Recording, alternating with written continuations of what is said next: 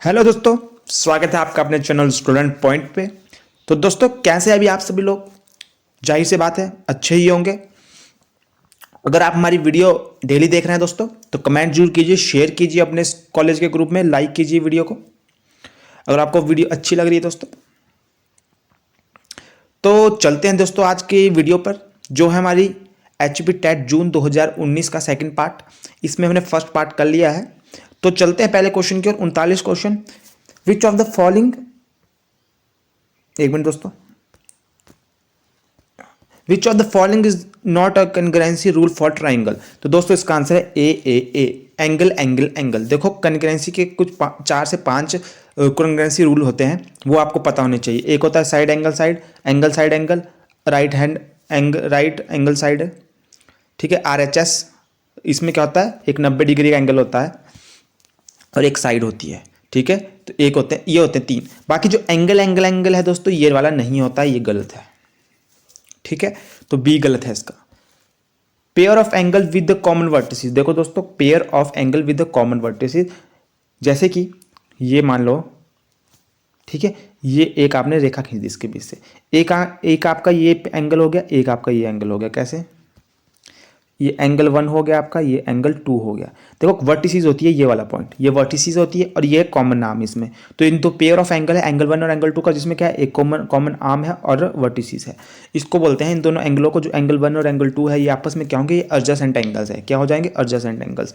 आसन कोण, आसन कोण दोस्तों, एक ही आसन पर है, आसन कोण, ऐसे याद रख सकते हैं। अगले क्वेश्चन की तरफ दोस्तों, a symbol having a fixed numerical value is called.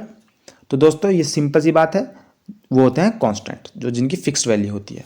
अगला question, Aman is now 15 year younger than Abdul. After 6 year Abdul will be twice and old as Aman will be, then the present age of Abdul is x, then we have. देखो अब्दुल की, देखो अब्दुल की present as है x और अमन is now 15 year younger है। अमन क्या है? 15 year younger है दोस्तों। कितना है? 15 ईयर यंगर है, एक्स माइनस 15। अब बोल रहे हैं कि आफ्टर 6 ईयर, आफ्टर 6 ईयर दोस्तों, 6 year, after 6 year Abdul will be twice as old as Aman. Abdul क्या है? ट्वाइस हो जाएगा, किसके? अमन की एज के ट्वाइस हो जाएगा, ठीक है।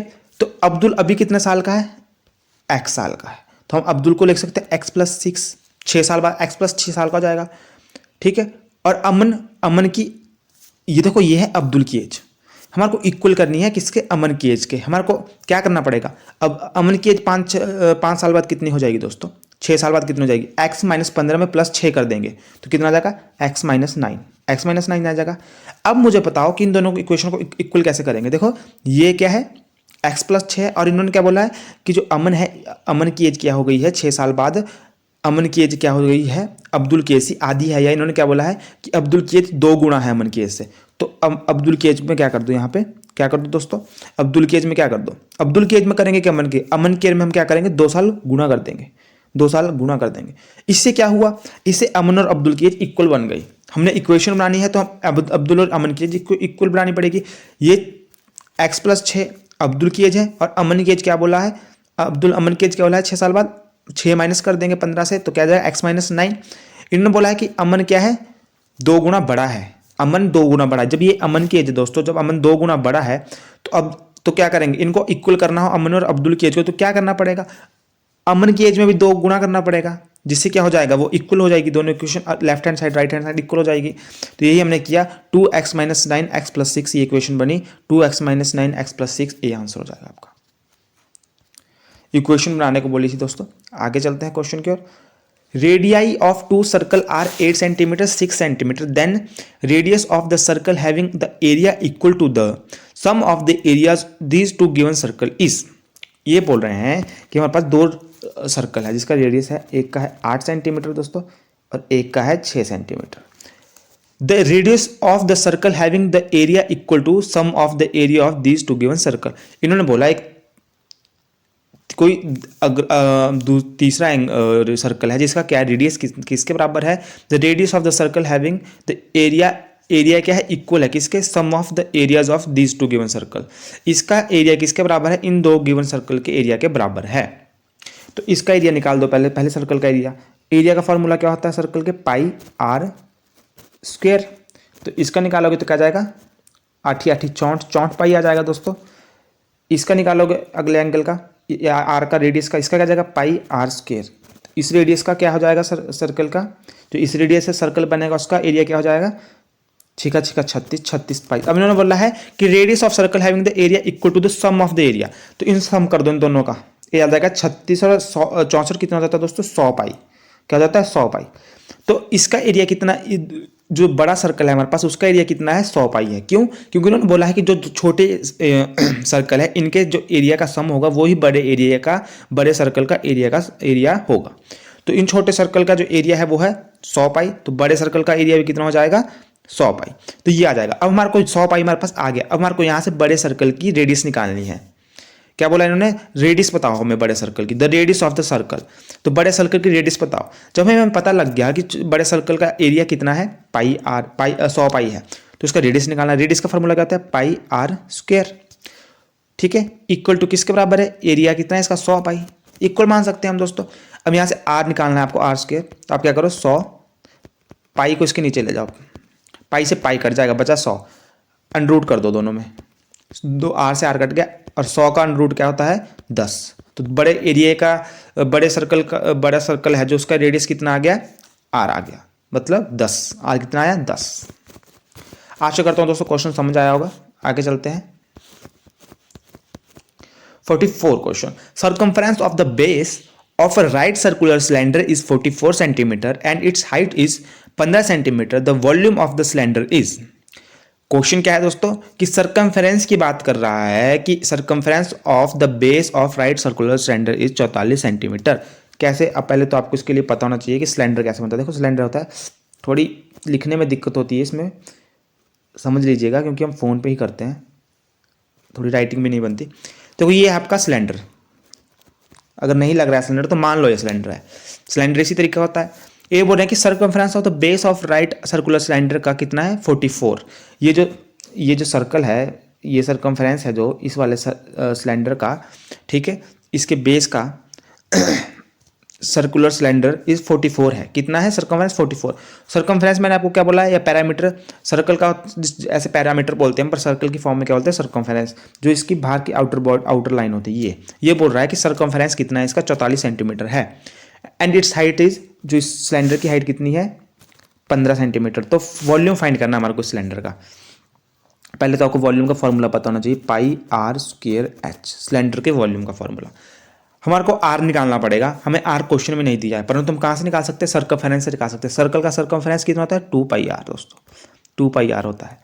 कितना दिया है ये, देखो इसका यहाँ से 44 दिया है। तो क्या करेंगे, आर 22, 2 से काट देंगे इसको, 22 आ जाएगा। जब आप 2 को नीचे ले जाएंगे 44 के, तो 2 और क्या कर देंगे, 22 पाई नीचे ले जाएंगे 22 के, तो पाई की क्या लिखते हैं, पाई को 22/7 लिखते हैं दोस्तों। तो 22/7 ऊपर चल जाएगा 7, इस तरीके से 22 से 22 कट जाएगा, तो आर आ जाएगा आपका 7। आर कितना आ गया दोस्तों, 7 आ गया। आगे देखते हैं, जब हमें आर मिल गया दोस्तों, तो हमें वॉल्यूम निकालने को बोला है। वॉल्यूम 22/7, पाई की जगह लिख देंगे। आर कितना है, 7, 7 का स्क्वायर, तो 7 को 2 बार खोल के लिख दो। एच हाइट कितनी दी है, 15 सेंटीमीटर। हाइट कितनी दी है, 15 सेंटीमीटर। 7 से 7 कट जाएगा दोस्तों, ठीक है, 7 से 7 कट गया। अब क्या बचा आपके पास, अब आपके पास बचा सिंपल सा 7, 15 और 22। क्या बचा, 22 × 15 × 7, ये बचा। ये गुणा करो, जो आंसर आएगा वो आप कमेंट बॉक्स पे लिखोगे। अगर आपने वीडियो यहाँ तक देखी है तो आप कमेंट बॉक्स पे इसका आंसर लिखोगे दोस्तों, ठीक है। चलते हैं अगले क्वेश्चन की ओर।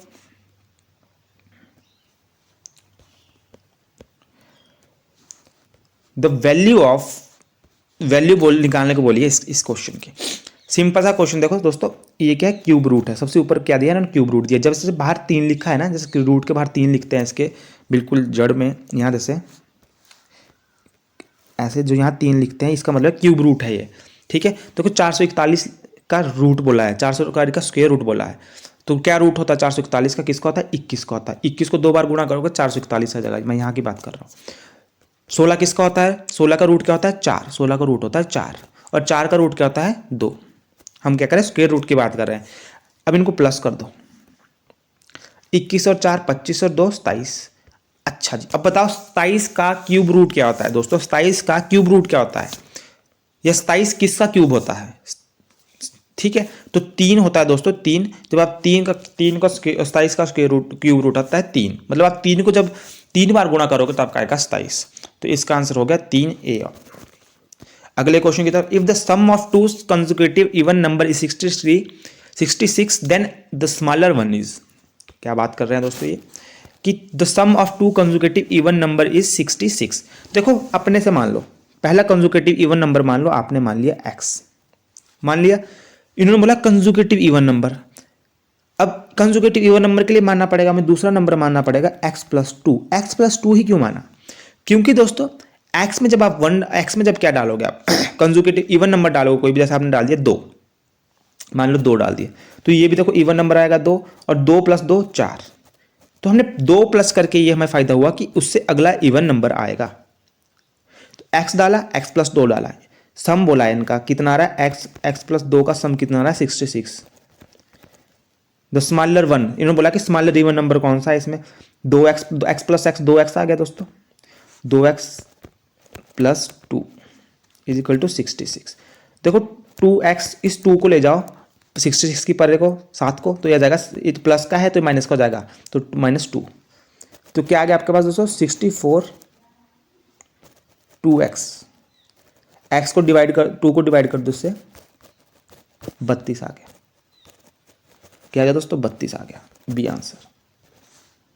47, तो क्या बोलता है 47 क्वेश्चन? तो दोस्तों 47 क्वेश्चन पढ़ते हैं। The product of two integer is 60 if one of them is -6 then the other integer is. देखो product of two integer is, मान लो पहला इंटीजर आपका x है, ठीक है, मान लिया कि पहला इंटीजर क्या है आपका x है, और दूसरा इंटीजर क्या है आपके पास, पहला मान लिया x1 है, और दूसरा इंटीजर क्या मान लिया आपने, x2 मान लो। ठीक है दोस्तों, x2 मान लो। तो जो आपका x2 है उसकी वैल्यू दे रखी है आपका -6, ठीक है, वन ऑफ देम इज -6, तो मान लो x2 की वैल्यू आपका क्या दी है -6। तो एक इंटीजर हो गया x और दूसरा हो गया -6। इन्होंने बोला है प्रोडक्ट का मतलब होता है गुना, प्रोडक्ट ऑफ टू इंटीजर मतलब x into -6, product of two integer is 60, कितना है 60 आ रहा है, मतलब = 60 के बराबर आ रहा है इस तरीके से। तो बताओ कि अदर इंटीजर कौन सा है, तो x 60 -6 को ले जाओ इसके नीचे, 6 है 60, x = आ गया आपका -10। सिंपल सा क्वेश्चन था, बच्चा क्वेश्चन था, -10। अगले क्वेश्चन की तरफ, if 5 6 7 5 6 7 5 6 is divided by 5 6 7 then the quotient will be. तो क्वोशंट क्या होगा आपके पास? देखो दोस्तों सिंपल सा क्वेश्चन है, इसका होगा आंसर 1001001। क्यों?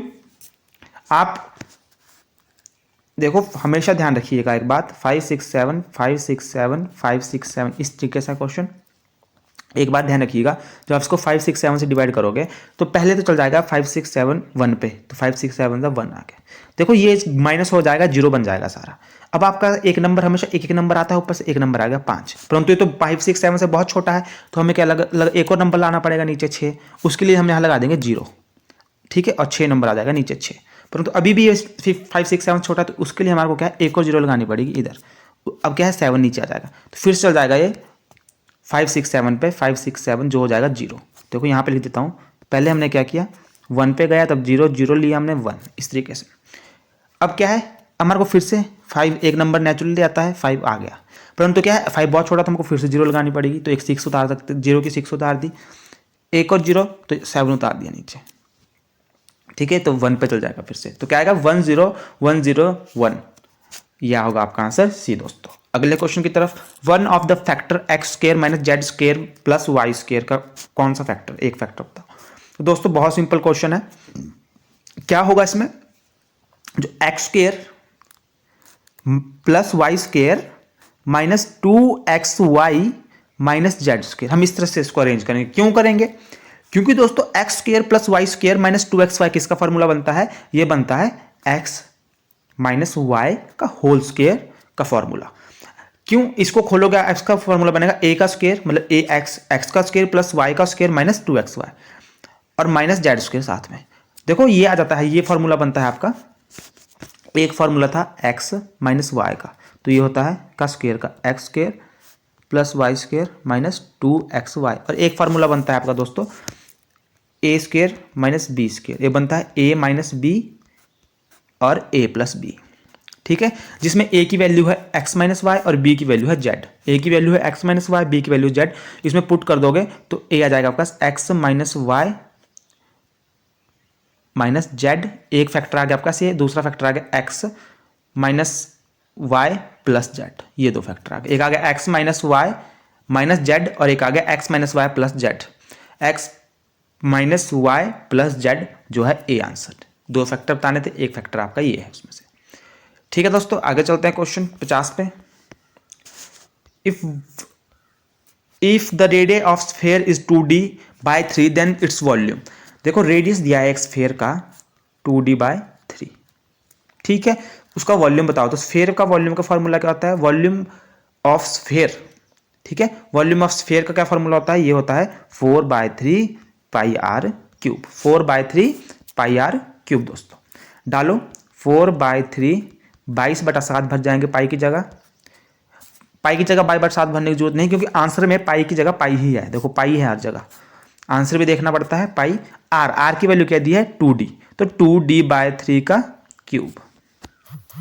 ठीक है दोस्तों, अब क्या करोगे आप, 4/3 उसी तरीके से, पाई तो पाई ही है, बाकी 2 का देखो 2 को 3 बार खोल के लिखोगे, 2 का क्यूब होता है 8, d का क्यूब 3 का क्यूब होता है 27, इस तरह से 8 चौके 32, इसके और इसकी गुणा कर दिया 8 चौके 32, 27 की 3 के साथ की 81 पाई डी स्क्वायर, क्या आ जाए 32/81 पाई डी स्क्वायर, 32/81 पाई डी स्क्वायर इसका आंसर है, पाई डी डी क्यूब है, इसका आंसर है ए। अगले क्वेश्चन की तरफ, फैक्टर ऑफ द एक्सप्रेशन इस, देखते हैं question number 51। Factor of expression देखो 4y square minus 4y plus 1। क्या करोगे दोस्तों, 4y square minus 2y minus 2y plus 1।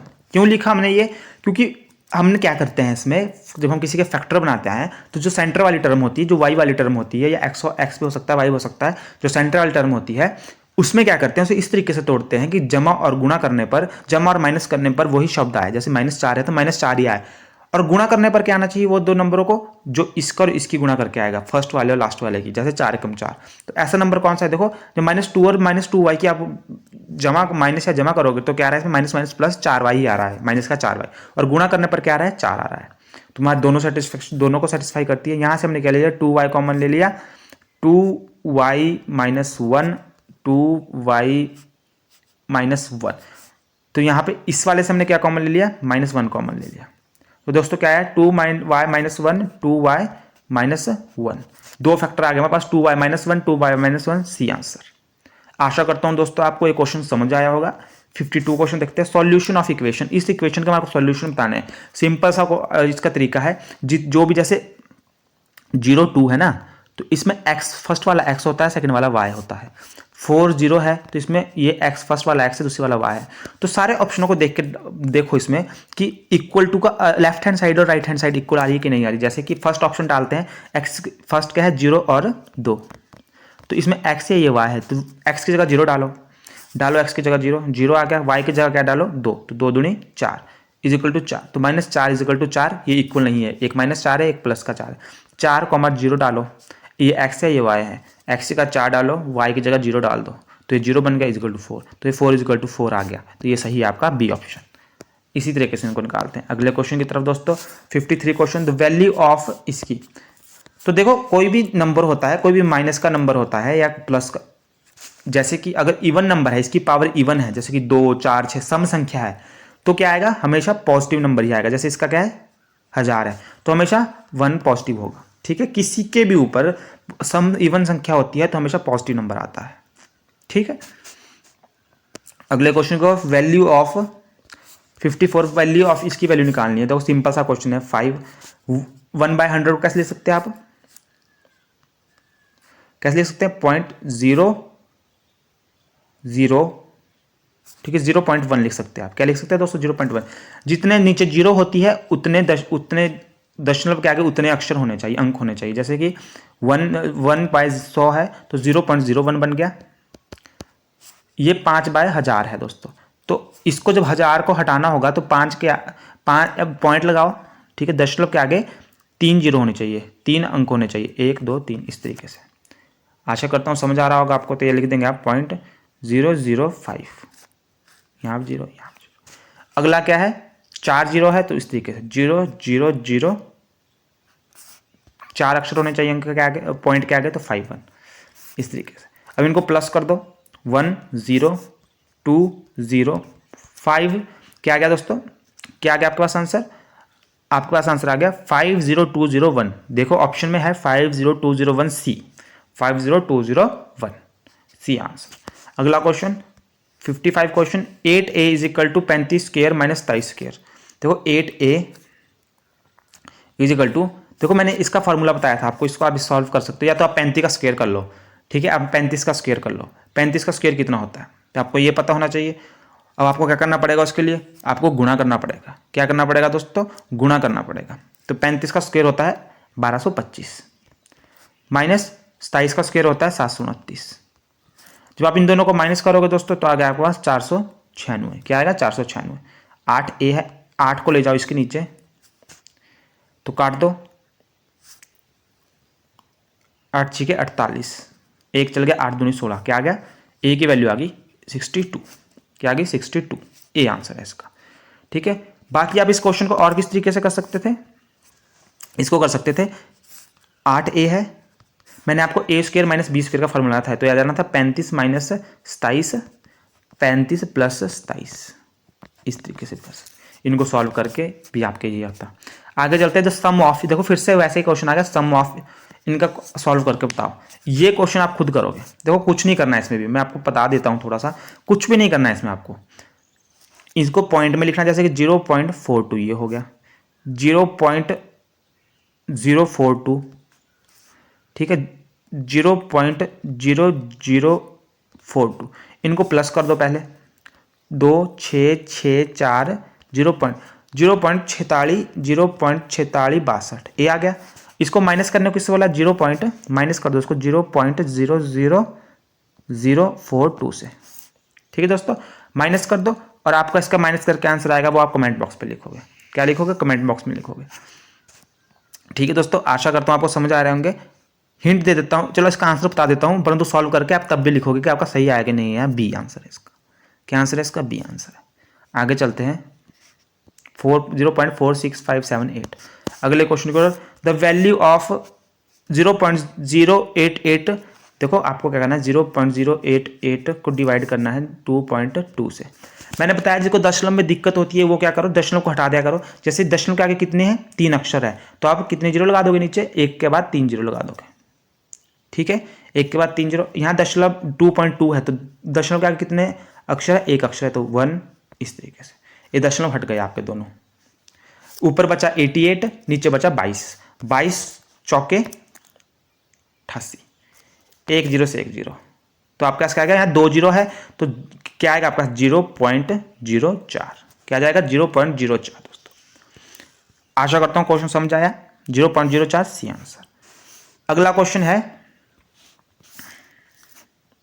इसको सॉल्व करो। अच्छा, इसका बोला है क्यूब रूट, क्यूब रूट, तो क्यूब रूट कैसे निकालते, देखो पहले तो इसको सॉल्व करो आप, ठीक है।